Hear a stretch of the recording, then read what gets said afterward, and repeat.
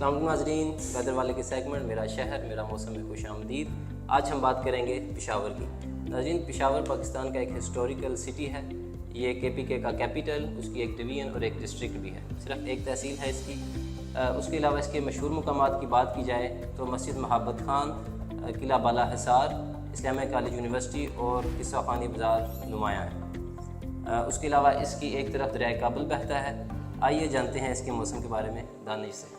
جی السلام علیکم تعالیٰ۔ جیسے کہ ایک اور بھی چیز ہے پشاور کے بارے میں کہ یہ پھولوں کا شہر تھا، لیکن افسوس کے ساتھ اب کہنا پڑتا ہے کہ پھول آپ کو شاذ و نادر ہی نظر آتے ہیں پشاور میں۔ اربنائزیشن بہت زیادہ ہو گئی ہے پشاور بہت زیادہ پھیل گیا ہے۔ تو تعالیٰ موسم کی بات کریں تو ابھی جیسے سردیاں چل رہی ہیں تو سردیوں میں پشاور میں بہت کم بارشیں ہوتی ہیں۔ اچھا، پشاور پہلے بھی ایسی تھا؟ پہلے بھی ایسی، میں ذرا تھوڑا ایکسپلین کر دیتا ہوں اس کو۔ پشاور کا ایک بہت بڑا مسئلہ ہے، پشاور کے رہنے والوں کو بھی محسوس ہوتا ہوگا اور وہاں کے ریزیڈنٹ اکثر یہ گلا کرتے ہیں مجھ سے بھی۔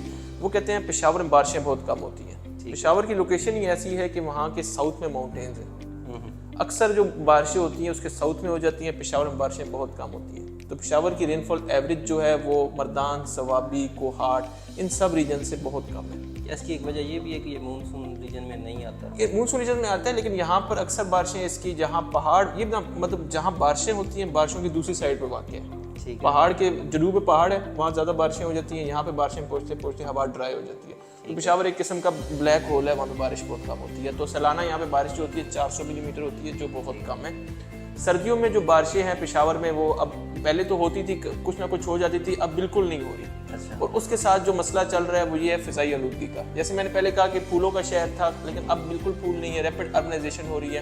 خاص کر 2010 کے بعد جب یہ فلڈز آئے، اس کے بعد کافی لوگ پشاور کی طرف گئے، تو اس کے بعد جو ہے پشاور کافی پھیلا بھی، اور اس کے علاوہ اس کی مطلب بے ہنگم ہو گیا پلاننگ میں بھی۔ ٹھیک ہے۔ تو اس کے ساتھ پشاور میں سب سے بڑا مسئلہ یہی ہے، اسموک کا ایشو ہے اور بری پلاننگ ہے، اربنائزیشن کا ایشو بہت زیادہ ہے، اور سردیوں میں بارشیں بہت کم ہو رہی ہیں۔ تو اس کا جو امپیکٹ آتا ہے ایک پشاور میں جو ہے، پشاور کے نارتھ میں جیسے آپ نے بتایا کہ کون سا دریا تھا؟ دریائے کابل کے ساتھ بہت زبردست گنا ہوتا ہے۔ پشاور کا گڑ بھی بہت مشہور ہوگا، آپ نے سنا ہوگا۔ تو اس کا امپیکٹ گنے کی فصل پہ بھی آتا ہے، اس کے علاوہ تمباکو کی فصل پہ بھی آتا ہے کم بارش کا امپیکٹ۔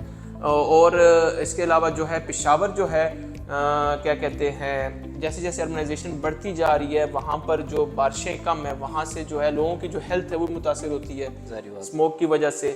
تو یہ انوائرمنٹل فیکٹرز ہیں، انوائرمنٹل تھریٹ ہے پشاور کے لیے۔ تو حکومت کو چاہیے اس کے لیے کچھ کرے، کوئی اقدامات کرے، پشاور کی پلاننگ کرے تاکہ یہ خوبصورت شہر بچ سکے اور پھر سے پھولوں کا شہر بنے انشاءاللہ۔